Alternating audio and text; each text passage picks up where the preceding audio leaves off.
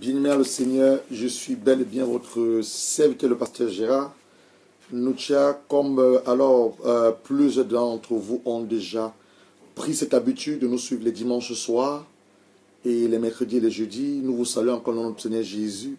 Voilà encore le jour que le Dieu a fait.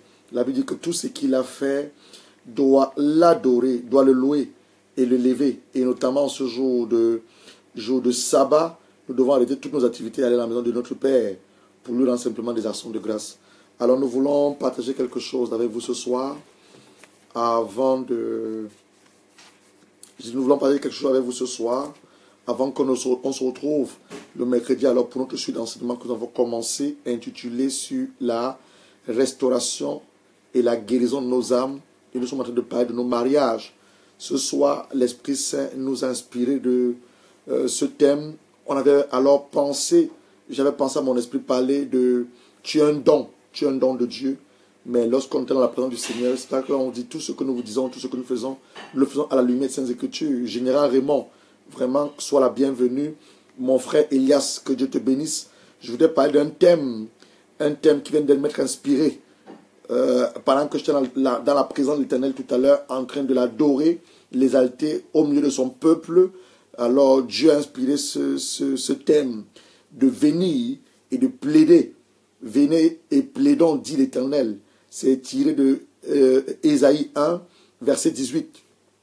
Ésaïe 1, verset 18. Dieu laisse-moi nous parler de nos attitudes et nos comportements à son égard. Alors, comme vous le savez, avant toute chose, avant de commencer, nous allons baisser la tête et prier. Père, je te prie encore, mon Dieu, mon roi, afin que ton Esprit Saint me conduise, ton Esprit Saint me remplisse, que je ne parle pas à ton peuple. C'est peu de temps que nous allons passer ensemble, de ma propre connaissance, ma propre sagesse, ou mon expérience, mais que je parle ce que toi-même simplement tu as inspiré, et que Seigneur Jésus, ton peuple soit béni, ton peuple sorte de la captivité de péché, de l'obscurantisme, ton peuple soit impacté par la puissance de ta parole, mais ton peuple totalement voit ta gloire. À cette année 2017, où tu as dit c'est une année de gloire, une année de bénédiction, une année de restauration, de délivrance, de puissance, d'autorité, une année de sagesse, là où tu vas te révéler à ton peuple. Papa, fais-nous du bien, et que devant toute chose, que simplement la gloire te revienne. Au nom de ton Fils Jésus-Christ, nous avons ainsi prié. Sœur Bobette Nénier, sois bienvenue. Mon frère aussi, Jojo, sois la bienvenue. Comme vous avez pu le remarquer, le constater, depuis la semaine dernière, nous avons commencé des enseignements sur la restauration et la guérison de nos âmes.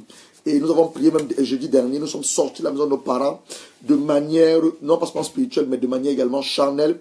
Pour ceux-là qui n'ont pas suivi les derniers enseignements, les vidéos sont encore sur notre profil Facebook.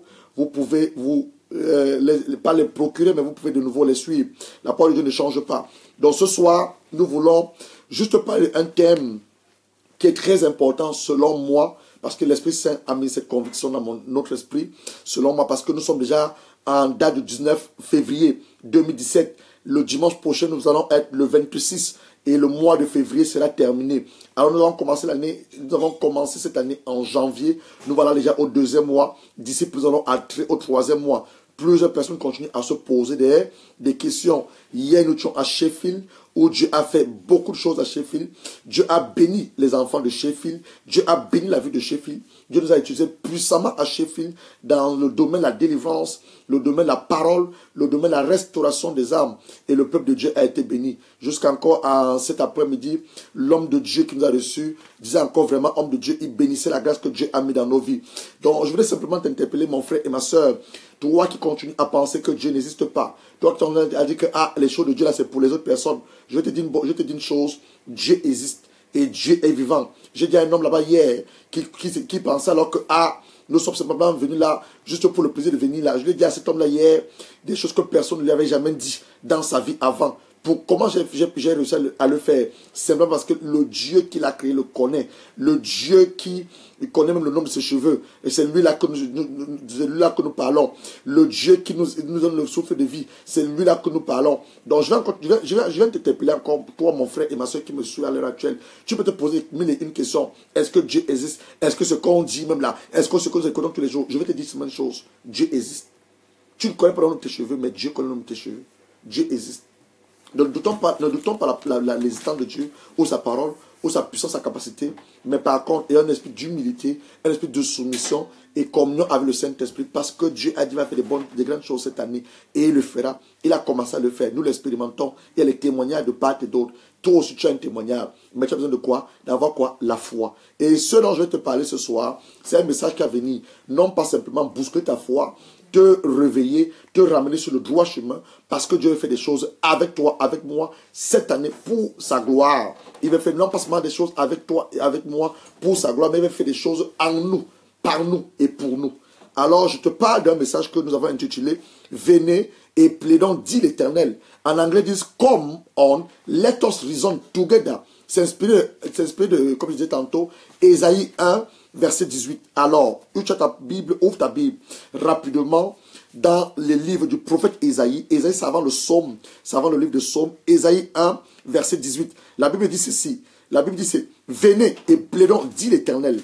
Si vos péchés sont comme la cramoisie et devenons blancs comme la neige. » Je suis dans Ésaïe. S'ils sont rouges comme la poudre, ils deviendront comme de la laine. Si vous avez la bonne volonté et si vous êtes docile, vous mangez les meilleures productions du pays. Mais si vous restez et si vous êtes rebelle, vous serez dévorés comme la glaire, car la bouche de l'Éternel a parlé. Alors je tantôt en fin d'introductif, bien aimé le Seigneur Jésus-Christ, chers et frères et sœurs en Christ, nous vous saluons le nom du Seigneur Jésus-Christ. Alors nous sommes aujourd'hui en date du dimanche 19 février 2017. Dimanche prochain, nous serons le 26. Le mois de février va à sa fin. Plusieurs personnes continuent à se poser des questions de savoir est-ce que Dieu existe? Est-ce que la poussée que j'ai reçue en début d'année 2017 va s'accomplir? Je te dis une chose. Dieu est derrière sa parole pour veiller à son accomplissement. Mais nous, les enfants de Dieu, nous, les serviteurs de Dieu, on a un problème. Le problème, c'est souvent quoi? Le manque de foi. Le deuxième problème, c'est souvent quoi? Nous doutons de ce que Dieu a dit. Le troisième problème, c'est quoi? Nous n'avons pas la révélation de notre identité. Le quatrième problème, c'est quoi? Le manque d'ignorance. Le cinquième problème, c'est quoi? Nous regardons les situations que nous vivons, les situations que nous traversons, au lieu de regarder simplement et uniquement la parole de Dieu, ce que la parole de Dieu dit. Je ne dis pas que ce que tu traverses, c'est bien. Je ne dis pas que ce que tu traverses, ce n'est pas vrai. Je dis que ce que tu traverses, c'est vrai. Mais la vérité est différente de la réalité. Tu peux traverser une difficulté à l'heure actuelle. Tu peux avoir des déboires à l'heure actuelle. Tu peux être même malade. Tu peux avoir une situation, comme on est en train de parler maintenant des mariages, la restauration de mariage, où ton mari veut t'abandonner, où ton mari veut te laisser, ta femme veut te quitter. Je ne connais pas les raisons pour lesquelles tes enfants sont turbulents. Je ne dis pas que ce n'est pas vrai ce que tu traverses. C'est vrai. Mais qu'est-ce que la parole de Dieu te dit? La vérité est contraire à la réalité. La parole de Dieu est la réalité. Mais la vérité que tu vis, la circonstance que tu traverses, tu n'as pas d'argent, tu veux commencer une entreprise, tu veux faire des choses, tu veux faire des grandes choses, tu n'as pas les moyens. C'est une vérité. Mais la réalité, Dieu me dit que tu es riche. Voilà la réalité. Alors, je dis tantôt que nous allons entrer dans le troisième mois de cette année glorieuse, le mois de mars. Plusieurs personnes se posent encore des questions. Comment cela fait comment cela se fait que depuis le mois de janvier que j'ai commencé en 2017, j'ai des soucis, des difficultés. Pourtant, les hommes de Dieu, les cités de Dieu, moi-même la parole de Dieu me dit que Dieu existe et il est puissant. Mais tu dis ce soir que tu viennes dans sa présence et tu plaides ton cas. Alors, c'est quoi le mot plaider? C'est quoi le mot plaider? Avant d'entrer le mot plaider, nous devons savoir une chose, nous sommes des êtres humains. Et le commun du mortel est toujours en train de se poser des questions, toujours des questions. Toujours des questions. Et pas simplement nous. Il y a un peuple qui s'est posé aussi des questions par le passé. C'est le peuple juif. Le peuple d'Israël. Alors il y a un moment, sous l'ancienne alliance, le peuple de Dieu, Israël, a eu à se poser des questions comme toi tu te poses des questions. Et Dieu, par la bouche de son serviteur, le prophète Ésaïe, va demander que le peuple vienne à lui, plaider la cause. Dans les questions que tu te poses depuis le début de cette année 2017, les questions que mon frère tu te poses, tu te poses, Dieu me suscite comme ce serviteur, Dieu me suscite comme ce prophète Ésaïe, que tu viennes à lui et tu plaides ton cas, mais tu plaides de la bonne manière et non de la mauvaise manière, que tu aies une bonne attitude. Alors le mot plaider veut dire défendre de manière orale une cause. Je reprends ceci, le mot plaider. Quand on parle de plaider, le dictionnaire définit plaider comme défendre oralement une cause, une partie devant une juridiction, soutenir un procès, présenter des arguments pour appuyer ou attaquer quelqu'un, quelque chose, être favorable à quelqu'un ou quelque chose. On dit, votre conduite ne plaide pas à votre faveur. Je reprends ceci. Le mot plaider, le dictionnaire Larousse le définit comme défendre oralement une cause, une partie devant une juridiction, soutenir un procès, présenter un argument pour appuyer ou attaquer quelqu'un, quelque chose, être favorable à quelqu'un ou à quelque chose. Tu as peut-être des situations que tu traverses à l'heure actuelle. Tu as peut-être des difficultés que tu traverses à l'heure actuelle. Donc Dieu te dit ce soir, par mon canal, de venir dans son tribunal, de venir dans sa cour royale, de venir dans sa présence, afin de défendre ton cas. Donc il dit, venez et plaidons ensemble, dit l'Éternel. Donc Dieu veut que tu raisonnes avec lui. Dieu veut que tu lui présentes tes arguments. Dieu veut que tu lui dises que, Père, tu m'as donné ce mari, tu m'as donné cette femme. Pourquoi maintenant, à l'heure actuelle, j'ai des difficultés avec mon mari, j'ai des difficultés avec ma femme, avec mes enfants? Tu n'as pas dit que je suis riche, mais je ne vois pas l'argent dans mes mains. Je ne vois pas la prospérité. Donc, ce que je te demande de faire, je te dis, viens dans sa présence et en plaidant ta cause, lui, il va te répondre par sa parole ou par son serviteur que je suis. Alors, on va lire une portion d'écriture. Une personne qui a eu également, excusez-moi, une personne qui a eu également à plaider son cas. Alors, c'est que la personne de la mère de Samuel. Alors, on va lire 1 Samuel. Ouvre ta Bible dans le livre de Samuel. C'est un peu le livre de Ruth. Je suis dans l'Ancien Testament. Pour ceux-là qui ne connaissent pas la Bible, dans l'Ancien Testament, tu as le Ruth. Après Ruth, tu as 1 Samuel. La première lettre de Samuel, le premier livre de Samuel. Alors, on va lire la parole de Dieu. On te dit ceci, verset 1. Premier livre de Samuel, je suis dans le chapitre 1. Je commence au verset 1. Il y avait un homme de Ramathaï Stophine, de la montagne d'Ephraïm, nommé Elkana, fils de Joram, fils de Eliou, fils de Tohu, fils de Tud et Frantier. Il avait 2 femmes, dont l'une s'appelait Anne et l'autre s'appelait Pénina. Vous voyez, on donne déjà la description de la personne dont on va entendre parler. On ne parle que cet homme était déjà un polygame. Nous sommes en train de parler par rapport à la restauration de nos mariages, la restauration de nos familles. Et nous avons vu à la lumière des Saintes Écritures la semaine dernière, lorsque nous avons introduit cela, que ce soit difficile dans nos mariages aujourd'hui, c'est parce que nos parents n'ont pas respecté ce que Dieu avait prescrit comme ordonnance au départ entre Adam et Ève. Et plusieurs d'entre nous, on a dit 95% de ce que les enfants font, ils répètent les mêmes erreurs que leurs parents. Donc voilà encore ici, dans la parole de Dieu, un homme, au travers, je ne sais pas, peut-être qui s'est inspiré de son père, je ne sais pas de quel modèle il s'est inspiré, il va avoir 2 femmes. La Bible ne donne pas les raisons pour lesquelles il va avoir 2 femmes. Mais ce dont on veut parler ce soir, c'est de venir dans la présence de notre Père, comme nous sommes dans sa présence à l'heure actuelle, et plaider notre cas, plaider nos difficultés, plaider ce qui ne va pas en nous, lui demander, il y a des choses qui ne vont pas. On a commencé l'année 2017, on a commencé le mois de janvier, nous voici au mois de février, d'ici on va tirer le mois de mars. Il y a des prophéties qui ont été relâchées dans nos vies, des promesses qui nous ont été faites, et jusqu'à présent on a du mal à les saisir. On peut traverser des situations que normalement en tant qu'enfant de Dieu, en tant que serviteur de Dieu, on ne doit pas traverser ces situations. Donc Dieu te demande ce soir de venir dans sa présence et de plaider. Alors on dit ceci, il avait 2 femmes, l'une s'appelait Anne, et l'autre s'appelait Pénina. Pénina avait des enfants, mais Anne n'en avait point. Vous voyez? Donc on nous dit Anne avait des enfants.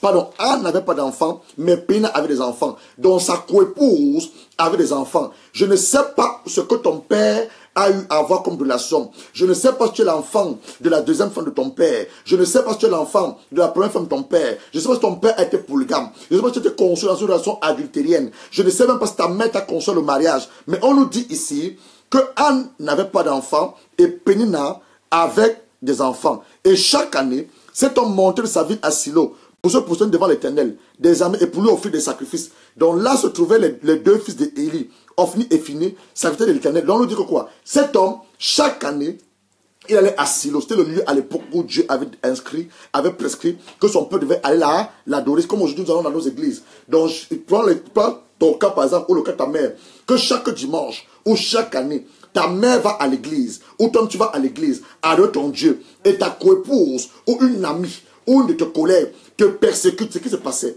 Donc on nous dit ceci, alors que chaque année, lorsqu'elle est à la présence de l'Éternel, Pénina persécutait Anne. Alors le jour où, alors je suis au verset 4 maintenant, le jour où Elkana offrait son sacrifice, il donnait des portions à Pénina, à sa femme, à tous les fils et à toutes les filles qu'il avait d'elle.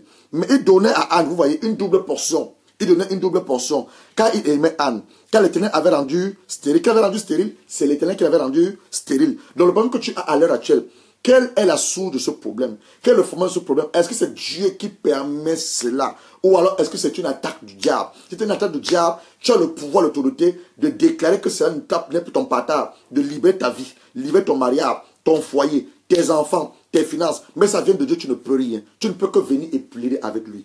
Alors il dit ceci, l'Éternel avait rendu stérile. Ça va lui prodiguer des mortifications pour la porter à cette de ce que l'Éternel avait rendu stérile. Et toutes les années, il en était ainsi. Chaque fois que Anne montait à la maison de l'Éternel, Pénina la mortifiait. De la même manière, Alors elle pleurait et ne mangeait point. Et quand son mari lui disait, Anne, pourquoi pleures-tu? Pourquoi ne manges-tu pas? Pourquoi ton cœur est attristé? Est-ce que je ne vaux pas pour toi mieux que 10 fils? Anne se leva. Après que l'on lui mangeait et bu à Silo, le roi Élie était assis sur son siège, près de l'un des poteaux du temple de l'Éternel. La matinée dans l'âme, elle prit l'Éternel et versa des pleurs. Elle fit un vœu en disant, Éternel des armées. Tu vois, vous voyez, elle plaide maintenant sa cause. On a dit tantôt que plaider, c'est quoi? On a défini que plaider, c'est défendre oralement une cause, une partie devant Jérusalem. Donc là, maintenant, elle va devant l'Éternel. Mon frère, depuis que tu as des difficultés, tu es allé vers qui? Tu es allé vers les sorciers, vers les marabouts? Tu t'es confié à ton pasteur? Est-ce que tu es allé vers Dieu, toi-même, avec ton propre problème? Alors elle dit, elle fit un vœu à Dieu. Éternel des armées, si tu viens regarder l'affliction de ta servante, si tu te souviens de moi, n'oublie pas ta servante. Tu donnes à ta servante un enfant mâle, je le consacrerai à l'Éternel pour tous les jours de sa vie, et l'oiseau ne passera point sur sa tête. Maintenant, on va voir si Dieu a répondu à Anne. Comme elle restait longtemps en prière devant l'Éternel, Élie observa sa bouche. Anne parlait dans son cœur et ne faisait que remuer les lèvres. Mais on n'entendait point de sa voix. Élie pensa qu'elle était ivre. Il dit, jusqu'à quand seras-tu dans l'ivresse? Fais passer ton vin. Anne répondit, non mon Seigneur, je ne suis qu'une femme qui souffre en son cœur. Je n'ai bu ni vin, ni boisson enivrante, mais je répandrai mon âme devant l'Éternel. Ne prends pas ta servante pour une femme pervertie, car c'est l'excès de ma douleur et mon chagrin qui m'a fait parler jusqu'à présent. Élie reprit la parole, il dit, va-t'en, va en paix, va en paix, et que le Dieu d'Israël exauce ta prière que tu lui as adressée. Elle dit, que ta servante trouve grâce à tes yeux. Cette femme s'en alla, elle mangea, son visage ne fut plus le même, il se levait de bon matin. Après cette position devant l'Éternel, il retournait et revint dans leur maison. Regardez verset 19. Elkanah connut sa femme, elle connut Anne, sa femme. L'Éternel se souvint d'elle. Dans les cours de l'année, Anne devint enceinte. Elle enfanta un fils qu'elle donna le nom de Samuel. Qu'elle dit, je l'ai demandé à Dieu. Donc ça veut dire que quoi? Je l'ai demandé et Dieu me l'a donné. Donc voilà ce que Anne a eu comme attitude. Maintenant, je te pose la question à toi, mon frère, ma soeur. Depuis que tu as cette situation, depuis que tu avais cette difficulté, quelle est ton attitude? Anne n'a pas maudit Pénina. La parole de Dieu, elle répond elle-même. Anne n'a pas maudit Pénina. Anne n'a pas insulté Elkanah. Mais Anne est allée vers qui? Elle est allée vers Dieu. Quelle est ton attitude? Depuis que tu as ce problème, quelle est ton attitude? J'ai marqué ça dans mes notes. La première chose que nous devons avoir comme attitude quand on a une difficulté, on a une situation, c'est une attitude de quoi? De action de grâce. Le Seigneur de gloire nous dit ce soir, venez, plaidons ensemble. Mais tu dois savoir une chose. Quand Dieu nous interpelle, il nous demande de venir dans sa présence. Si nous relisons le livre d'Ésaïe, qu'on a d'abord lu là, le chapitre 1, vous allez voir que le peuple avait péché. Et Dieu, en son amour, ne voulait pas détruire le peuple. Dieu, dans son amour, parce que c'est la même chose qui nous arrive. On a des situations parfois compliquées, complexes. On se pose des questions, on n'a aucune réponse. Mais est-ce qu'on s'interpelle? Est-ce qu'on rentre en soi-même? Est-ce qu'on fait une introspection sur sa propre personne? Ce que je vis à l'heure actuelle, est-ce que c'est l'œuvre d'un péché que j'ai eu à commettre? Ce que je vis à l'heure actuelle, est-ce que c'est la restance de quelque chose que moi j'ai provoqué? Parce que tu dois savoir que tu dois savoir ceci. La règle de la causalité à effet, elle est biblique. Galates 6. Verset 7 me dit ceci, ne vous trompez point. Ce qu'un homme aura sémé, il va le récolter. Ça veut dire quoi? Nous récoltons ce que nous sémons. Nous récoltons ce que nous semons. Tu peux attendre d'accuser le diable, alors accuser ton père, ta mère. Pourtant, ton père et ta mère ne sont même pas responsables. Et tu te poses la question sur toi-même. Parce que Anne ici n'est pas allée vers Pénina. Anne n'est pas allée vers Elkanah, son mari. Anne n'a même pas accusé Dieu, mais elle a rendu des actions de grâce à Dieu. La Bible dit ceci, verset 9. Anne se leva, après qu'elle eut mangé et bu à Silo. Le roi Élie était assis sur son siège, près de l'un des poteaux du temple. Et l'amertume dans l'âme, elle avait l'amertume dans son âme. Quand nous avons l'amertume dans nos âmes, comment nous comportons? Nous sommes prêts à juger les autres. Nous sommes prêts à connaître les autres. Nous sommes prêts à dire que c'est à cause de cela que je sauve. C'est à cause de cela que je suis. Nous sommes en train de parler maintenant de mariage. Je prends un exemple. Supposons qu'en ce moment, tu as des difficultés dans ton mariage, soit avec ton mari, soit avec ta femme. Tu as seulement dit que c'est cette femme-là, elle est une sorcière. C'est cette femme-là, elle est une mauvaise femme. Cette femme-là, elle ne veut même pas prier. Mais tu as oublié une chose. Lorsque tu es tombé amoureux autant pour moi de cette femme. Ou lorsque tu es tombé amoureux de cet homme, tu n'as pas vu ses défauts à l'époque.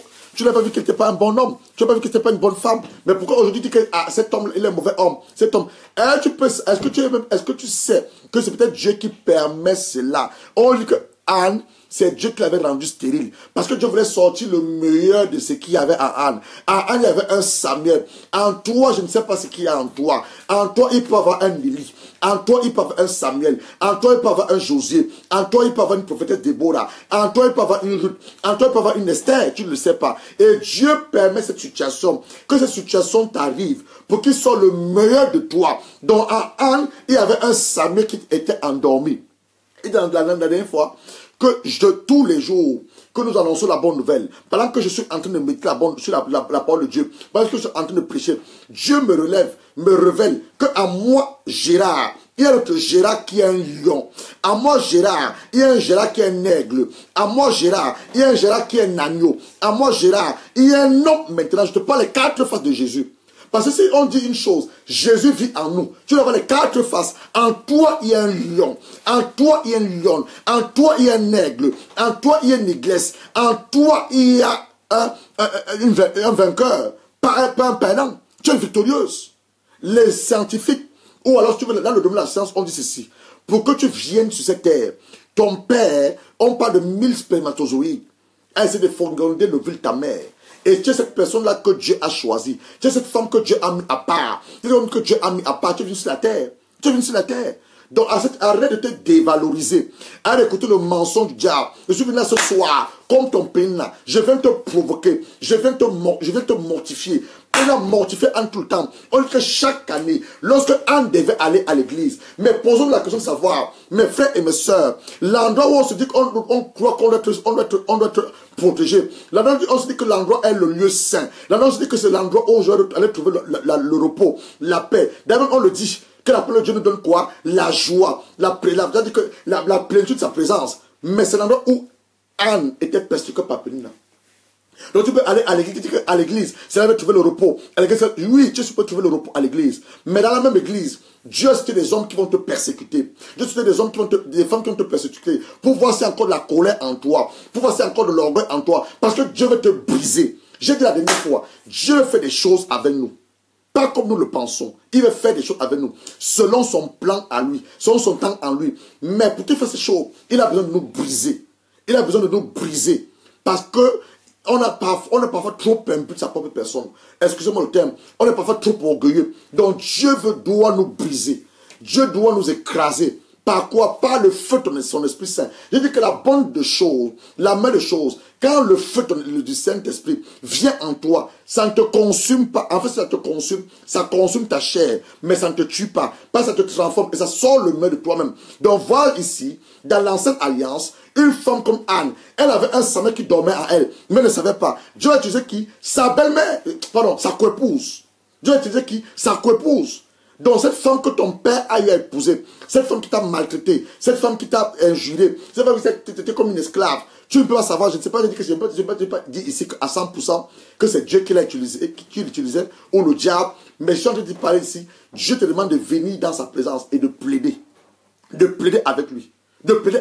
Mais là, ce qui se passe dans ce qu'on vient de lire ici, on nous montre une peine que Dieu va utiliser pour provoquer Anne. Parce que de moment, mes frères et mes soeurs, nous vont savoir une chose. Nous sommes dans une bonne année. Mais cette bonne année doit passer par nos prières. Cette bonne année doit passer par la discipline. Cette bonne année doit passer par la gestion de temps. Cette bonne année doit passer par la sagesse. Donc tu gères ton temps comme tu le veux. Tu n'as pas une vie de discipline. Tu n'as pas une vie de prière. Tu n'as pas une vie de consécration. Tu demandes la sagesse à Dieu. Cette année peut te passer. Et tu as dit que Dieu n'existe pas. Pourtant, Dieu est là. Mais laisse-moi te dire, pendant que tu as dit que Dieu n'existe pas, des gens à côté de toi qui disent que Dieu existe, vois-les Dieu les élever. Vois-les Dieu faire des choses avec eux. Vois-les Dieu les équiper. Vois-les Dieu les donner le territoire. Mais toi, tu vas passer ton temps à te lamenter. Donc, arrêtons-nous de lamenter, mais ayons une attitude d'action de grâce. Ayons une attitude de reconnaissance à l'égard de notre Dieu. Et sachons une chose, c'est que à l'heure actuelle, si c'est le plan de Dieu, dans la volonté de Dieu, je ne mourrai pas. Parce que Dieu a sorti le meilleur de moi. Donc Dieu voulait sortir quoi? Le meilleur de Anne. Un Samuel qui dormait. Qu'est-ce que Dieu a sorti de toi? La solution que tu traverses à l'heure actuelle. Est-ce que tu as posé la question de savoir à Dieu? Cette solution que je traverse à l'heure actuelle. Seigneur, est-ce que tu en as l'auteur? Est-ce que tu en as le source? Tu connais l'histoire de Job? Tu connais l'histoire de Job? L'histoire de Job, c'est Dieu qui a permis le diable d'aller provoquer Job. On va lire ça. Dieu a permis. Parce que Job était un homme béni. Job était un homme riche. Job était un homme qui avait plein d'enfants. Regardez ce que la Bible nous dit. Regardez ce que la Bible nous dit. Je suis dans Job maintenant, Job 1. Job 1, c'est pourquoi je te parle de Job. La Bible, on est là ce soir parce que nous voulons plaider nos causes devant l'Éternel. Je sais pourquoi je te parle de Job. Regardez ce que la Bible nous dit. Job 1. Il y avait dans le pays de Hut, Job savant le livre d'Esther et avant les psaumes. Il y avait dans le pays de Hut un homme qui s'appelait Job. Et son nom était, et cet homme était intègre. On dit Job était un homme intègre et droit. Il craignait Dieu. Se détournant du mal. Il naquit 7 fils et 3 filles. Il posait 7000 brebis, 3000 chameaux, 500 paires de bœufs, 500 ânesses, un très grand nombre de serviteurs. Cet homme était le plus conservé de tous les fils de l'Orient. Ses fils allaient chez les uns, les autres, donnant de tout à tout un festin. Ils invitaient les 3 sœurs à manger, à boire. Et quand les jours des festins étaient passés, Job appelait sanctifier ses fils, puis se levait de bon matin et offrait pour chacun d'eux un holocauste. Car Job disait peut-être que mes fils ont-ils péché et eux ont-ils offensé Dieu dans leur cœur. C'est-à-dire qu'on dit que Job avait la coutume d'agir. Donc Job était quelqu'un qui recherchait la présence continuelle de Dieu. On dit que Job était un homme intègre, un homme droit, un homme qui craignait Dieu. Regardez maintenant verset 6. Or, les fils de Dieu vinrent un jour se planter devant l'Éternel. Et Satan aussi vint au milieu d'eux. L'Éternel dit à Satan, d'où viens-tu? Satan répondit de l'Éternel, de parcourir la terre, de m'y promener. L'Éternel dit à Satan, as-tu remarqué mon serviteur Job? Il n'y a personne sur la terre comme lui. C'est un homme intègre et droit. Craignant Dieu, c'est de tenir du mal. Satan répondit à l'Éternel, est-ce d'une manière désintéressée que Job craint Dieu? De là, tu vas protéger lui et sa maison et tout ce qu'il a à lui. Tu as béni l'œuvre de ses mains et ses troupeaux couvrent le pays. Mais étends ta main, touche tout ce qui lui appartient. Je suis celui qui te maudit en face. Il te maudit en face. Voilà Satan qui a réclamé Job. Regardez maintenant la réponse de l'Éternel. L'Éternel dit à Satan, voici tout ce qui lui appartient, je te le livre. Seulement, ne porte pas la main sur lui. Je te pose la question de savoir, qui a réclamé Job?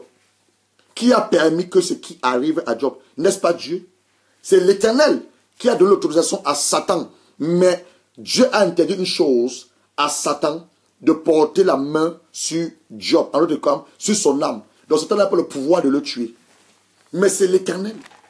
Donc, certains hommes de Dieu ont l'habitude de dire que Dieu lui-même, parfois utilise le diable pour nous éprouver. Dieu, voilà Job. Ce n'est pas Satan qui allait de lui-même, mais Satan allait voir qui? Il allait voir Dieu. Et Dieu donne l'autorisation à qui? À Satan. Va toucher mon serviteur, mais ne donne pas le droit sur son âme. Donc la situation que tu traverses à l'heure actuelle, est-ce qu'elle vient de Dieu? Je ne sais pas. C'est toi qui connais la situation que tu traverses. Si elle vient de Dieu, je te demande de faire, rends des actions de grâce à l'Éternel. Bénis l'Éternel. Tu dis merci pour cette situation. Philippiens 4. Philippiens 4. Philippiens 4. Parce que nous nous lamentons beaucoup. Nous murmurons beaucoup. Nous nous prenons, nous passons notre temps à accuser les autres. Sans nous regarder nous-mêmes. Je te parle ce soir de la parole de l'Éternel qui te dit de venir de plaider. Je ne dis pas à un homme, à une autre personne. Il dit toi-même, mon frère, toi ma soeur, tu dois venir dans sa présence et plaider ta cause. Ce n'est pas quelqu'un qui va le faire. Je peux prier pour vous, mais ce n'est pas à moi de plaider ta cause. Toi-même, tu dois aller dans sa présence et plaider sa cause. Toi-même, mon frère, toi ma soeur, tu dois aller dans la présence et plaider sa cause. Dans Philippiens 4, verset 6, il nous dit ceci. Ne vous inquiétez de rien, mais en toute chose, faites connaître vos besoins par des prières, des supplications et des actions de grâce. Et la paix de Dieu qui surpasse toute intelligence, gardez vos cœurs, vos pensées à Jésus-Christ. Regardez ce qu'il dit. Il dit, ne vous inquiétez de rien, mais en toute chose, faites connaître vos besoins par des prières, des supplications, avec des actions de grâce. Et la paix de Dieu qui surpasse toute intelligence, gardez vos cœurs et vos pensées en Jésus-Christ. Et on a dit dans Ésaïe 1, verset 18, l'Éternel dit que venez. Donc Dieu nous demande de venir à lui. Pas d'aller vers les hommes, qu'on a l'habitude de le faire. Pas d'aller vers les marabouts, vers les sorciers, pas vers les pasteurs. Tu peux aller vers ton pasteur, c'est bon. Mais Dieu te dit, hein, toi-même de venir à lui. Et nous avons vu avec l'histoire de Anne. Anne n'est pas allée vers son mari Elkanah. Elle n'est pas allée vers Pénina. Mais elle allait vers qui? Le Dieu Tout-Puissant. Celui-là qui a la clé de David. Celui-là qui a le pouvoir de te délivrer. Celui-là qui dit une chose et la chose s'accomplit. Donc mon frère, je sais ce que tu traverses ce soir. Je sais ce que tu traverses à l'heure actuelle. Ma soeur, je sais ce que tu traverses. Mais le Seigneur me dit ce soir. Le Seigneur de gloire me dit ce soir. D'aller vers lui. Il n'est pas tard. Tu as encore envie. Quand tu as envie, il y a de l'espoir. Va vers ton Père. Agenouille-toi, agenouille-toi. Prends un moment où tu t'agenouilles devant l'Éternel. Tu dis, Seigneur, je n'en peux plus cette situation. Tu me demandes de venir auprès de toi. Je viens avec ma situation. Je viens avec mon problème. Je viens avec mon mari. Je viens avec ma femme. Je viens avec mes enfants. Je n'en peux plus. Toi-même, délivre-moi. Délivre-moi. Voilà Anne. Elle va dire au verset 11. Elle dit, elle fit un vœu en disant, l'Éternel des armées, tu te donnes de regarder l'affliction de ta servante. Tu te souviens de moi. N'oublie pas ta servante. Je te donne à ta servante un enfant mâle. Je le consacrerai. Donc, quand tu es en train de le faire, le Saint-Esprit va te révéler ce que tu dois faire peut-être comme vœu ou comme l'alliance que tu dois rétablir avec ton Dieu. Que je te dois peut-être donner quelque chose que tu as en toi, que tu as du mal à laisser. Je ne sais pas, ça peut être un péché ça peut être un péché qui te retient captif. Ça peut être une situation que tu as du mal. Je ne sais pas, il y a quelque chose que Dieu te demande depuis d'abandonner. Abandonne, donne-moi ça. Donne-moi la vie de ton mari. Donne-moi la vie de ta femme. Ton mari prend la place que j'avais dans ton cœur. Ta femme prend la place que j'avais dans ton cœur. Tes enfants, depuis que tu as les enfants, tu as oublié que les enfants là, c'est moi qui te les ai donnés. Depuis que tu conduis, tu as oublié que la voiture là que tu conduis, c'est moi qui te l'ai permis. Depuis que tu as ce travail, tu ne m'adores plus. Donc il y a des choses qui nous donnent la présence de Dieu. Mais Dieu nous dit ce soir de venir dans sa présence, de plaider avec lui. Que ces choses, nous les remettons à ses pieds. Parce que tu dois savoir une chose. Tout nous a été donné par la grâce. Nous ne méritons rien. Tout nous vient par la grâce. Tout vient de Dieu. Le souffle de vie que tu as, les habits que tu portes, la voiture que tu conduis, les habits que la nourriture que tu manges, le mari que tu as, la femme que tu as, les enfants que tu as, tout cela vient de Dieu. Nous n'avons rien à mettre sur cette terre. C'est pour laquelle lorsque nous mourons, on ne met rien dans ton cercueil avec toi. Tu pars comme tu es venu, parce que tout nous vient de Dieu. Nous n'avons rien à mener. Donc Anne va savoir que Dieu veut quelque chose. Le Seigneur va révéler à Anne. Parce qu'on dit qu'elle ne priait, elle ne parlait plus. C'est lèvres balbutiait. Donc elle grognait dans son âme. Elle dit qu'il y a grognait. Il dit il y a des prières. Tu as besoin de sortir ces prières de la propre bouche. Il y a des prières qui doivent venir de l'intérieur. Par le Saint-Esprit. Par le Saint-Esprit. Tu grones en toi. Tu grones en toi. Tu grones en toi. Tu dis Seigneur, quel est ton désir à l'heure actuelle? Quel est ton besoin à l'heure actuelle? Je veux dire qu'il y a une chose à Sheffield. Et j'ai vu là-bas des hommes et des femmes qui veulent que la vie leur soit donnée. De prendre dire que Dieu fait des choses avec nous. Mais si tu es prêt à payer le prix, tu es prêt à payer le prix? Combien de temps tu pries pour ta ville? Combien de temps tu pries pour le maître de ta ville? Combien de temps tu pries pour ton pays, ta nation? Mais on est très fort sur Facebook. C'est moi fait les critiques. C'est moi fait les critiques. Arrêtons de critiquer. Le moment est venu pour nous de revenir à la bonne attitude. L'attitude d'action de grâce, de reconnaissance. Et de deux, une attitude de prière. Nous devons prier. Prier sans cesse. Afin que ce que Dieu a dit dans nos vies soit relâché. Voilà Anne, dans la présence de Dieu, elle va faire un vœu à l'Éternel. Si tu daignes regarder l'affliction de ta servante, te souviens de moi, n'oublie point ta servante, tu te donnes à ta servante un enfant mâle. Quel est ton besoin que tu as à l'heure actuelle? Quel est ton besoin? Dieu va répondre à ce besoin. Mais après ce besoin, qu'est-ce que tu es prêt à faire pour le? Tu dois savoir une chose. Dieu est un homme d'affaires. Dieu ne fait rien pour rien. Tu veux que Dieu te donne un mari. Le mari va te servir à quoi? Tu veux que Dieu te donne une femme. Tu veux une femme pour faire quoi? On ne parle pas du mariage. J'ai dit la dernière fois, cette semaine, on va te dire dans le domaine du mariage. Beaucoup veulent se marier, ils ne connaissent même pas ce que c'est que le mariage. Ils ne connaissent pas ce que c'est que le mariage. On veut se marier, pasteur. J'ai une fille qui me plaît. Je vais l'épouser. Tu sais ce que c'est que le mariage? Tu peux avoir une femme avec toi. Tu connais les difficultés qu'il y a dans le mariage? Tu connais les pénibilités qu'il y a dans le mariage? Pasteur, vraiment, cet homme me fait la cour depuis. Vraiment, on voudrait se fiancer. C'est bien beau, fiancez-vous. Tu connais les difficultés que le mariage? Pasteur, je vais avoir un enfant. Demande une femme qui a un enfant. Tu peux élever un enfant? Tu peux élever un enfant? Mes frères et mes sœurs, Dieu nous dit ce soir par son Esprit Saint que nous venons tous à lui et plaider nos causes. Je suis seulement en train de t'encourager. Je suis seulement en train d'exciter en toi cette foi. Rallumer cette flamme qui a tendance à s'éteindre. Ne laisse pas ta flamme s'éteindre, quelle que soit la situation. Quelle que soit la difficulté, quel que soit le peuple que tu as à l'heure actuelle, ne laisse pas ta foi s'éteindre. Ne laisse pas la flamme s'éteindre. Car Jésus-Christ, il est mort à la croix pour toi. Jésus-Christ, il est mort à la croix pour te donner une nouvelle vie, un héritage, une nouvelle destinée. Jésus-Christ est mort à la croix afin que ta vie ait un sens. Jésus-Christ est mort à la croix afin que toi, qui n'étais rien, tu deviennes maintenant une personne. Jésus-Christ est mort à la croix que des zéros que nous sommes, nous devenons aujourd'hui des zéros. Jésus-Christ est mort à la croix afin que par son sang, nous sommes tous justifiés, réconciliés avec Dieu le Père. Jésus-Christ est mort à la croix afin que les portes qui étaient fermées, ces portes soient ouvertes. Jésus-Christ est mort à la croix afin que les portes que le diable avait ouvertes, les portes soient fermées. Mais regarde autour de toi.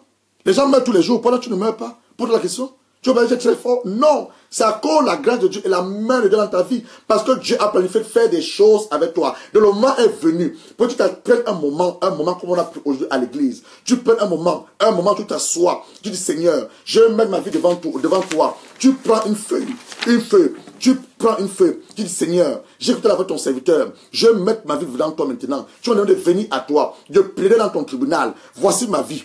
En 2010, j'ai fait ceci. En 2012, j'ai fait ceci. J'ai arrêté des gens. J'ai fait du mal. Je te demandais d'avoir à toi pardon. Maintenant, Seigneur, donne-moi la grâce de pouvoir également appeler ces gens pour demander pardon. Je dis une chose. Quand on parle d'une âme blessée, le manque de pardon, le manque d'amour, les gens qui ont pris les dettes, qui n'arrivent même pas à rembourser les dettes, autant de choses. Et on dit que Dieu n'est pas puissant. Dieu est puissant, super puissant. Mais c'est nous qui doutons de la puissance de Dieu. Plus d'entre nous n'ont même plus la foi. Plus nous n'avons même plus la foi. Les gens viennent à l'église par religion. Mon frère, on va à l'église par révélation. Les gens lisent la Bible, les gens veulent lire la Bible par... Non, ce n'est pas une affaire de religion. C'est une affaire de révélation. C'est une affaire de relation avec ton Dieu. Pas avec ton pasteur, mais avec ton Dieu. Bien la semaine dernière, maman Lucadi Ganam. C'est une affaire de révélation. Quelle est la révélation que tu as ton Dieu? Ce n'est pas une affaire de religion. Il dit que Jésus n'est pas venu nous donner une religion. Il est venu nous donner un style de vie. Donc c'est une affaire de révélation. Une affaire que ce n'est pas avec ton pasteur. Toi et ton Dieu. Donc il dit, venez. Dieu nous dit à nous, venez. Il n'a pas dit, va avec ton pasteur. Il dit, va. Viens vers lui, lui qui t'a créé, lui qui connaît le nombre de tes cheveux, lui qui connaît le jour où tu vas mourir, lui qui a prédestiné toutes choses à ta faveur, lui qui te dit dans Jérémie 29, verset 11, je connais les projets que j'ai forgés pour toi, maman Lucadi, mon fils Oursi Jojo, la servante de Dieu Bobette Agné, mon frère Elias Kourou, le général Valdez, il connaît les projets qu'il a forgés pour toi, projet de paix et non de malheur. Pourquoi tu t'inquiètes? Pourquoi tu as peur quand le malheur frappe? Quand le malheur frappe, toi te lever en prière, tu dis je refuse le malheur. Le malheur n'est pas la volonté de mon Père. Je refuse l'échec. L'échec n'est pas la volonté de mon Père. Je refuse la pauvreté. C'est pas dans sa volonté. C'est pas dans sa volonté. Anne savait ça. Anne savait que malgré que Dieu, c'est Dieu qui a rendu Anne stérile. Hein? La Bible dit que c'est Dieu. Regardez, on est dans le verset, je suis dans le verset 5. On dit, mais, verset 4. Le jour où Elkanah offrait son sacrifice, il donnait des portions à Pénina, à sa femme et à tous ses fils, et à toutes les filles qu'il avait d'elle. Mais il donnait à Anne une portion d'eau, quand il aimait Anne, que l'Éternel avait rendu stérile. Qui avait rendu Anne stérile? L'Éternel avait rendu Anne stérile. Dans la situation que tu traverses à l'heure actuelle, Dieu le connaît. Si nous sommes les enfants de Dieu, les fils de Dieu, Dieu connaît toutes choses à l'avance. Avant que je vous parle là ce soir, Dieu savait que j'allais vous parler, qu'on allait se rencontrer. Dieu connaît toutes choses à l'avance. Je dis que moi, dans ma petite pensée, jusqu'à quoi ce matin, je dis que ce soir, je veux te dire que tu es un don de Dieu. Mais le Saint-Esprit, parce qu'il est le maître de maître, j'aime le Saint-Esprit. Le Saint-Esprit, le conseil de conseiller. Le Saint-Esprit, l'esprit de révélation de sagesse. Le Saint-Esprit, l'esprit de guide. Le Saint-Esprit, je l'aime le Saint-Esprit parce qu'il m'équipe. Je l'aime le Saint-Esprit parce qu'il me dirige. Je l'aime le Saint-Esprit parce qu'il me conduit. La boussole de boussole, le régulateur, le pas raclé, il est plus fort que ton tom-tom. Ton tom, quand tu te perds, il recalcule. Mais je te dis que le Saint-Esprit, ton tom peut recalculer et se tromper de nouveau. Mais le Saint-Esprit, quand il recalcule, ne se perd pas. Il dit, Gérard, tu es sur le mauvais chemin. Il recalcule. Gérard revient sur le bon chemin. Le Saint-Esprit, tu peux aller sur la mauvaise route. Mais le Saint-Esprit, quand tu le laisses te guider, tu le laisses conduire ta vie, il recalcule. Il te positionne sur le chemin dans lequel tu vas marcher. C'est l'Éternel qui a rendu Anne stérile. Ce n'est pas les sorciers dans la maison de son père. Ce n'est pas les hôtels dans la maison de son père. Ce n'est pas la sorcellerie dans la maison de sa mère. On accuse tout le temps les sorciers. Il y a des situations que parfois c'est Dieu qui les permet. Et la situation que tu as traversée à l'heure actuelle, je crois que tu m'entends ce soir. Dieu le permet. Mais il te dit ce soir, viens dans sa présence. Parce qu'il a une bonne nouvelle à te donner. La bonne nouvelle c'est quoi? C'est dans le livre de Révélation. Révélation 3. Révélation chapitre 3. Tu as ça dans Ésaïe 22. J'aime ça, Ésaïe 22, verset 22. Mais regardez ce que la Bible dit. Révélation Apocalypse, si tu veux, chapitre 3, verset 7. Écrit à l'ange de l'église de Philadelphie. Voici ce que dit le saint, le véritable. Celui qui a la clé de David. Oh! Celui qui ouvre, personne ne ferme. Celui qui ferme, personne n'ouvre. Je te parle de Jésus-Christ de Nazareth. Tu n'as pas encore rencontré Jésus. Tu n'as pas encore accepté comme ton Seigneur personnel. Je te dis, hein, ta vie n'a pas encore commencé. Mais quand tu acceptes le Seigneur de gloire, je l'appelle le Seigneur de gloire, quand tu as Jésus dans ta vie, quelles que soient les difficultés, quels que soient les problèmes, tu vas dans un bateau, le bateau est en train de vaciller, tu vas dans un train, le train t'en a à vouloir dérailler, tu es dans un avion, l'avion veut cracher, je t'assure, quand tu as Jésus en toi, tu as la paix dans ton cœur. Quand tu as Jésus en toi, tu as la joie en ton cœur. Quand tu as Jésus en toi, il te remplit de sa plénitude. Quand tu as Jésus en toi, tu marches avec la confidence, poitrine bombée, parce que tu as le maître de maître, celui qui a la clé de David.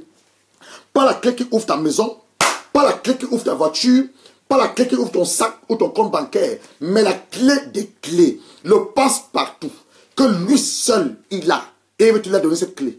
Si et simplement si tu viens à sa présence et tu plaides à ses pieds. La clé David, il dit il va ouvrir. Personne ne pourra pas fermer. Et quand il ferme, personne ne peut ouvrir. Pose maintenant la question de savoir la difficulté que tu traverses à l'heure actuelle, le problème que tu as, les angoisses, ton amertume. La seule personne à ouvrir, c'est le Seigneur Jésus-Christ, par son Esprit Saint. La seule personne de refermer, le Seigneur Jésus-Christ, par son Esprit Saint. Et ce soir, je me donne de te dire cette bonne nouvelle. Quel que soit ce que tu traverses, je t'assure, ma soeur, tu m'écoutes ce soir, c'est la fin.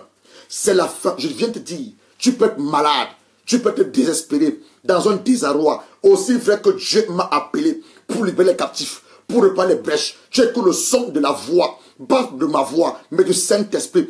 Anne a eu la solution. Anne a eu un enfant. Je te demande une seule chose. Fais un vœu, fais-lui un vœu que tu vas respecter et je t'assure, c'est la fin à ton problème. Tu as appelé pour témoigner ce Dieu. Anne a fait un vœu à Dieu. Je veux que pendant que je suis en train de parler, tu commences à penser à un vœu que tu veux faire.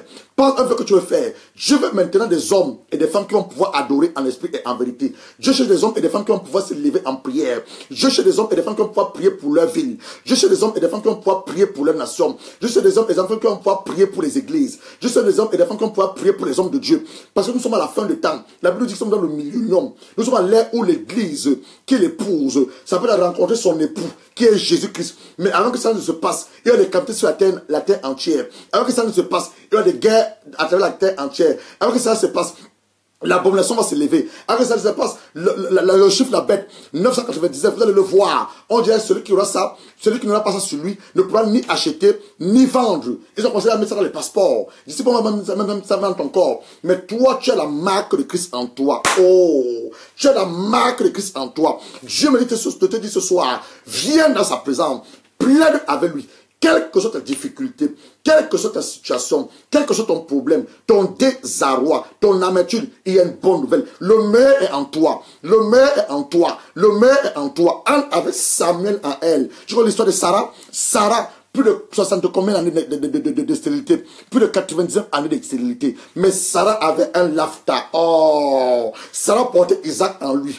Isaac veut dire que quoi? Le sourire. Sarah avait le sourire en elle. Oh! Elle dit que lorsque les gens me verront, ils se moqueront peut-être de mon mari Abraham, qui est vieux. Ils se moqueront peut-être de moi Sarah, qui est vieille. Mais il dit une chose, le Seigneur a mis un sourire dans ma bouche. Donc ce soir, le Dieu que nous servons, il veut mettre un sourire dans ta bouche. Ce soir, le Dieu de gloire veut que tu te réjouisses et que tu commences à marcher ce problème. Marche ce problème en tant que je suis en train de parler. Marche ce problème, marche cette difficulté, marche cette angoisse, ce désarroi, cette situation que tu connais à l'heure actuelle. Marche dessus au nom de Jésus. Au nom de Jésus. J'aime maman Sarah. Maman Sarah elle avait Isaac en elle. Elle avait Isaac. Elle avait Isaac. Je suis dans le livre de la Genèse. Je suis dans le livre de la Genèse. Sarah, dans le livre de la Genèse, Dieu se s'appelait Sarah. Et le lien dit que quoi? Dieu va se rappeler de Sarah. Sarah va avoir un enfant à son vieil âge. Elle dit que lorsque les femmes me verront, les femmes se moqueront de moi. Mais je connais une chose, même si se moquent de moi, le Dieu ne m'a pas oublié. Donc ce que je veux te dire, je ne connais pas par quoi tu passes. Les hommes peuvent se moquer de toi. Les femmes peuvent se moquer de toi. Mais sache une chose, ton Dieu t'aime. Ton Dieu est mort. Regardez ce que la Bible dit. Et sur le verset 17. Verset 17. Genèse chapitre 17, partir du verset 15. Dieu dit à Abraham, tu ne donneras plus le nom à Sarah, ta femme, le nom de Sarai, mais son nom sera Sarah. Je la bénirai, je donnerai d'elle un fils. Je la bénirai, elle deviendra des nations, des rois, des peuples sortiront d'elle. Abraham tomba sur sa face, il rit. Il dit à son cœur, naîtra-t-il un fils à un homme de 100 ans? Sarah, âgée de 99 ans, enfantera-t-elle? Abraham dit, oh Dieu, que Ismaël vive devant ta face. Je dis certainement, Sarah, ta femme, t'enfantera un fils. Tu l'appelleras du nom d'Isaac. Je t'appellerai mon alliance avec lui, comme une alliance perpétuelle, pour sa postérité après lui. Alors, regarde que ça, on est dans Genèse 17. Voilà ce que Dieu a dit, non? Dans Genèse 17. Alors, allons dans Genèse 18. Allons dans Genèse 18. Genèse 18, je cherche. Sarah va accoucher. Oh, j'aime mon Dieu. J'aime notre Dieu, j'aime sa parole. J'aime sa parole. J'aime la parole de l'Éternel. J'aime la parole de l'Éternel. Alors, Dieu va se rappeler de Sarah. Vers Genèse 21. L'Éternel se souvint de ce qu'il avait dit à Sarah. L'Éternel a accompli pour Sarah ce qu'il avait promis. Sarah devint enceinte. Elle enfanta un fils Abraham dans sa vieillesse, au temps fixé dont Dieu lui avait parlé. Avant le nom de Isaac au fils que lui était né, que Sarah lui avait enfanté. Abraham s'est conçu son fils Isaac, âgé de 8 jours, comme Dieu le lui avait ordonné. Abraham était âgé de 100 ans à la naissance d'Isaac, son fils. Et ça a dit, Dieu m'a fait un sujet de rire. Quiconque l'apprendra rira de moi. Oh, quiconque l'apprendra rira de toi. Je te dis une chose, mon frère, ma soeur, toi qui m'écoutes. Les gens se sont moqués de toi. Les gens ont dit que rien de bon ne va sortir de toi. Les gens ont dit que ton mariage est voué à l'échec. Les gens t'ont même promis la mort. Les gens t'ont insulté. Les gens t'ont dit pas mal de choses. Mais là, tu dis, ton combat n'est pas avec ces gens-là. Va avec ton père. Plaide ta cause. Car on dit que quoi? Sarah dit que quiconque l'apprendra, il rira de moi. C'est ça pour les rires de moquerie. Mais ça, c'est les rires de célébration de ton Dieu. On dira, maman Lokadi, où est-ce que tu as été? Mon fils Rosie Jojo, où est-ce que tu as été? La servante éternelle Bobby Nini, où est-ce que tu as été? Le secrétaire éternel général Valais, où est-ce que tu as été? Le serviteur de Dieu Elias Kourou, où est-ce que tu as été? Tu as seulement répondu, j'ai été la présence de mon Dieu. Et quand on appelle ton Dieu, la Bible dit que quoi? Quand tu as sa présence, rien ne peut rester à la présence de Dieu. Aucun péché ne peut rester à la présence de Dieu. Aucune situation compliquée, bloquée, dossier, rien ne peut rester dans sa présence. Par la présence de Dieu, c'est sa gloire et c'est sa puissance. Et quand tu es dans la présence de Dieu, je dis rien ne peut rester. Dieu est le maître de toutes choses. Il est le créateur de toutes choses. Dans sa présence, tu trouves quoi? La joie. Dans sa présence, tu trouves quoi? La paix. Dans le problème que tu travailles à l'heure actuelle, ta difficulté, le Seigneur me dit de te dire, au fait que tu viens en lui, tu plaides ta cause, commence à rire. Commence à rire parce que tu as un témoignage et ton témoignage d'ici peu, tu as appelé pour témoigner ou tu vas nous écrire pour dire que voilà ce que le Seigneur a fait. En date du 19 février, on me dit tu as parlé que nous devons aller en plan de notre Père, plaider notre cause. Je suis devant la fin de mon Dieu, j'ai plaidé ma cause. Mon mari voulait partir de la maison, il voulait m'abandonner, ma femme voulait m'abandonner, mon mari, Dieu a restauré mon mariage, mes enfants commencent à devenir turbulents, Dieu a délivré mes enfants. Je connais pas ce que tu savais, quelque chose que tu savais, tu as appelé pour témoigner parce que Dieu met le sourire dans ta vie ce soir. Dieu met le sourire dans ta vie ce soir. Aussi bien qu'il a fait pour Anne, il a fait pour Sarah, il a fait pour Rebecca, il a fait pour Jacob. Dieu le fait pour toi ce soir. Au nom du Seigneur Jésus-Christ, je vais maintenant prier pour toi. Prier pour le Seigneur Père, je prie maintenant pour ces hommes et ces femmes qui m'ont écouté sur mon Dieu et mon roi. Je n'ai pas dit des choses que j'ai voulu dire. Il y a des choses que toi tu as inspiré par ton Esprit Saint. Quelle que soit la situation que mon frère traverse, ma soeur traverse, aussi que mon frère et ma soeur viennent dans ta présence ce soir. Plaider leur cause. Mon Dieu, réponds à leur attente. Réponds à leur attente. Va même au-delà de leur attente. Manifeste-toi puissamment. Manifeste-toi puissamment. Manifeste-toi puissamment. Esprit de Dieu, toi qui as la clé des clés, commence à ouvrir les dossiers de mon frère. Ouvre la situation de ma soeur. Ouvre sa difficulté. Apporte la solution. Apporte la paix. Apporte la joie. Rétablis toutes choses. Rétablis toutes choses. Rétablis toutes choses. Pour la gloire de Dieu Tout-Puissant. Et que seul, mon Dieu, mon roi, ta volonté soit faite dans leur vie. Pour la seule gloire de Dieu Tout-Puissant, dans le nom du Seigneur Jésus-Christ. Donc, comme je disais tantôt, mes frères et mes soeurs, des attitudes de murmure, de lamentation, de regarder les autres, non, arrêtons-les. Dieu nous accorde la sagesse et la révélation. Mais par contre, regardons en nous-mêmes. Il y a un bon en toi, le meilleur est en toi. Dieu va le sortir En Anne, il y avait un Samuel qui dormait. En Sarah, il y avait un Isaac qui dormait. À Rebecca, il y avait un Jacob et Isaïe qui dormaient. Donc Dieu a quelque chose en toi. Il te parle, il te montre ton ventre. Pourquoi? Parce que c'est là que ça sort. Quelque chose en toi de meilleur. Demande Dieu de te montrer ce qu'il a de meilleur en toi. Qu'il te brise, qu'il te change, qu'il te transforme. Afin que le meilleur qui est en toi, qu'il va utiliser, sorte de toi. Et tu verras sa gloire. J'ai toujours dit, qu'un message t'a béni, ne le garde pas pour toi-même. Ce n'est pas très long. Ne garde pas pour toi-même. Mais passe ce message à quelqu'un. Tu ne sais pas ce que la parole va faire. La Bible me dit une chose dans le livre d'Ésaïe 55. La parole de Dieu ne sort jamais son trône de gloire. Et retourne chez elle sans avoir accompli le but pour lequel elle est sortie. Cette parole est sortie ce soir pour des hommes qui sont découragés, pour des femmes qui sont découragées, des hommes qui sont désabusés. Ils ne savent plus à quel sens se vouer. Ils se posent mille et une questions. Des gens qui ne savent même plus, qui se disent, est-ce que le Dieu que j'entends là, il existe? Est-ce que le Dieu qu'on ne met pas tous les jours là, le Dieu que je lis dans la Bible là, oui, mon frère, le Dieu là existe. Tu es découragé, je viens te donner le courage. Tu t'es abattu, je viens te donner encore la flamme. L'allumer ta flamme, que ta flamme ne s'éteigne pas. La foi que tu as pour ton Dieu ne s'éteigne pas. Crois à ce Dieu, tu verras sa gloire. Ce message est sorti pour des gens qui se disent que est-ce que c'est encore possible? Oui, c'est encore possible. Qu'est-ce que tu travailles? Alors, tu peux faire même malade, mais te dis une chose, au que tu amènes ta maladie devant le trône de la gloire de l'Éternel, je ne te veux pas malade, tu reçois la guérison. Tu as des difficultés dans le domaine des finances, au que tu amènes ta situation dans le trône de gloire de l'Éternel, tu ne veux pas d'aller vers les hommes, mais vers ton Dieu. Dieu va te répondre pourquoi tu trouves à l'heure actuelle, pourquoi tes finances ont des problèmes. Tu as un problème dans ta vie sentimentale. Je ne sais pas ce qui se passe, mais amène ton problème devant le trône de la gloire de Dieu. Dieu va te répondre. Tu as des difficultés dans ton ministère. Tu as commencé le ministère, et depuis que tu as commencé le ministère, des hommes viennent et partent. Ne va pas vers les hommes, mais va là prendre ton Père, au nom du Saint-Esprit. Dieu va te répondre. Je ne connais pas l'autre situation que tu peux traverser. Quelle que soit la situation que tu traverses, amène devant le trône de ton gloire, de la gloire de ton Dieu. Ton Dieu a la réponse à toutes tes questions. Quelle que soit la situation, toutes les situations, amène la main dans la main de ton Dieu. Il te répondra et il te fera beaucoup de bien. Tu vas à sa gloire. Il dit qu'il y a un meilleur en toi. En Sarah, Isaac dormait. En Rebecca, Isaïe et Jacob dormaient.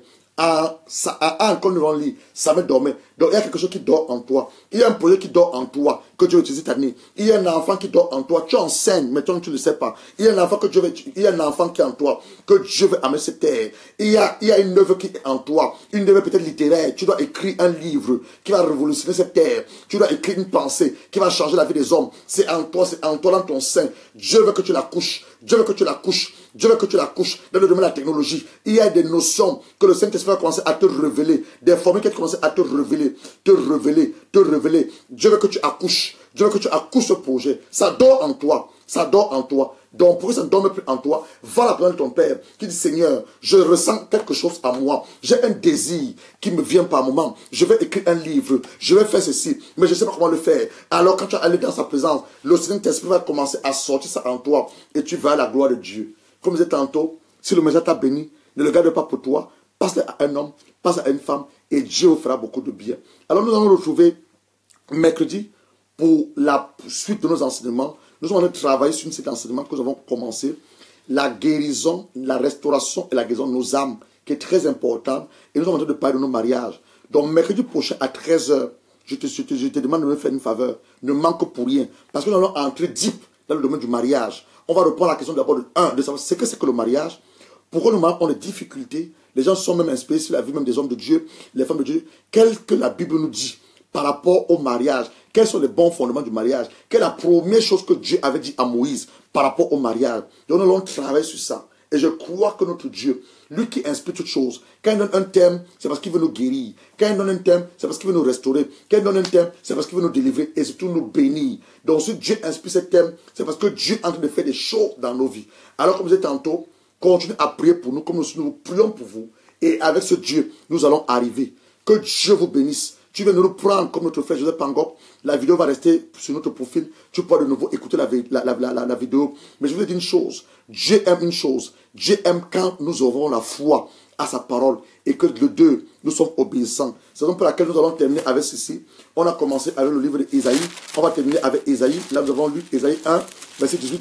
On va lire le verset 19, le verset 19 à 20. Alors, Ésaïe 1, verset 19 à 20. Qu'est-ce que la Bible nous dit? Il nous dit ceci. Si vous avez de la bonne volonté et vous êtes docile, vous mangez les meilleures productions de votre pays. Mais si vous résistez et si vous êtes rebelle, vous serez dévorés par le glaive, car la boule de l'Éternel a parler. Mais d'abord, une chose, de revenir à lui. Donc nous sommes revenus à lui, nous avons plaidé nos causes maintenant. Et nous dit que si nous avons de la bonne volonté, et si nous sommes dociles, nous allons manger les meilleures positions du pays. Pas simplement nous, nos épouses, nos maris, nos enfants, les générations qui vont venir après nous. Mais si nous résistons à quoi? À son appel, à sa parole. Et si nous sommes rebelles, c'est quoi? C'est le glaive. Dans la parole de Dieu, elle est à double tranchant. Soit on l'accepte avec la foi, on vit avec ce que la parole nous dit, soit nous rebellons contre cette parole et les conséquences nous les payons. C'est tout, c'est simple. Il n'y a pas une poids de mesure. Soit tu es avec Dieu, soit tu n'es pas avec Dieu. On peut servir 2 mètres. Tu veux servir Jésus, tu vas en même temps être avec la tradition de tes ancêtres. Ce n'est pas possible. Soit tu es avec Jésus, et il commence avec Jésus, soit tu es avec tes ancêtres. Tu dois faire un choix. Tu dois faire un choix. Mais nous, moi et ma famille, nous avons fait le bon et le meilleur choix. Comme je vous ai dit dans Josué 24, verset 13. Lui et sa famille vont servir l'Éternel. Je ne connais pas pour toi, mais moi, c'est le choix que nous avons fait. Parce que la mort nous enlève de cette terre. Alors, j'étais votre serviteur, le pasteur Gérard Lotia. Dieu vous aime, nous vous aimons, nous prions pour vous. Et nous savons que cette année, chacun d'entre vous, à l'heure du 31 décembre 2017, aura un témoignage. Je peux vous annoncer, d'ici peu de temps, entre nos 40 jours de jeûne, 40 jours de jeûne, par rapport à la préparation de la grande célébration de la Pâque. Pâques 2017 tombe le 16 avril de cette année, dimanche 16 avril. Donc ça, la Pâque, on va célébrer la Pâque. Donc d'ici peu, on va préparer ce grand moment. C'est un moment où on se consacre à Dieu. C'est un moment où nous ressentons les souffrances que Jésus a portées sur lui. C'est un moment où nous voulons expérimenter ce que Jésus a expérimenté. Le péché du monde qu'il a porté sur lui. C'est un moment où nous voulons que Dieu nous brise. Donc pendant ce moment, on aura des enseignements sur le brisement. Pendant ce moment, on aura des enseignements sur l'humiliation. Pendant ce moment, on aura des enseignements sur la supplication. Pendant ce moment, nous allons nous identifier à notre Seigneur Jésus. Parce qu'il n'est pas là à la croix pour ses péchés. Il est à la croix pour tes péchés, pour mes péchés. Il a souffert à cause de nous. À cause de nous, un seul homme a porté tous les péchés de l'humanité. Donc ce moment, nous devons nous identifier à notre Seigneur. Et surtout allumer sa parole. Donc par ce moment, on va beaucoup prier. C'est un moment de jeûne. On va donner nos vies au Seigneur. Nous allons remettre tout ce que nous avons en nous, en les mains du Seigneur, afin que Dieu nous brise, afin que Dieu nous façonne. Il nous donne l'image et la forme qu'il veut nous donner. Afin que le 16 avril, quand on a la présence de l'Éternel en train de célébrer la Pâque, la résurrection de Jésus, de la mort, que nous comprenons ce que nous sommes en train de faire. Alors, mes frères et mes sœurs, je crois que la semaine prochaine, nous allons vous annoncer quand est-ce que nous allons commencer notre jeûne de 40 jours. C'est 40 jours de jeûne. 40 pas à sec. Un jeûne normal, 40 jours. Et Dieu va nous faire du bien. Personne n'a jamais gêné. Il est sous la présence de Dieu sans que Dieu se révèle à lui. Donc je ne connais pas ta situation. Quand tu as te préparer de manière spirituelle, dis à un homme qui a des difficultés, une femme qui a des difficultés, d'ici peu, nous on va jeûner 40 jours de jeûne. Parce qu'on veut voir la gloire de Dieu. Le 16 avril, le jour de dimanche de la Pâque, la résurrection de Jésus-Christ, de la mort. Il a vaincu la mort. Donc, quelle que soit la situation que nous traversons, dans ces 40 jours de jeûne, Dieu va transformer cette situation-là en meilleure. Mais ce soir, le Seigneur de gloire, par son Esprit Saint, t'a demandé de venir dans sa présence, de venir à lui et de plier ton cas. Je ne connais pas quel est ton cas, mais plaie ton cas devant la face de l'Éternel. Et ton Dieu te répondra, te fera beaucoup de bien. Je te dis tantôt, hier nous sommes à Sheffield, où Dieu s'est puissamment manifesté. En fin de cette semaine, nous serons du côté de Milton Keynes, Northampton. Tu aimerais nous rencontrer. Notre téléphone, c'est le 074 38 48 38 08. Tu aimerais avoir plus d'informations par rapport à la parole. Tu as des questions spirituelles que tu as du mal à comprendre. Tu aimerais partager cela avec nous. Alors, tu peux également nous contacter. Que Dieu vous bénisse. Restez connectés. J'étais votre serviteur, le pasteur Gérard. Continuez à prier pour nous comme nous prions pour vous. Avec l'union de nos prières, le diable n'a pas de pouvoir. Le diable est sous nos pieds. Que Dieu vous bénisse. On se retrouve mercredi à 13h pour l'enseignement sur la restauration de nos âmes, la restauration de la guérison de nos âmes, nos mariages à la lumière des Saintes Écritures. Soyez bénis. Passe la vidéo à un homme. Passe la vidéo à une femme. Dieu bénira cet homme. Dieu passera par toi pour délivrer ta famille. Que Dieu vous bénisse.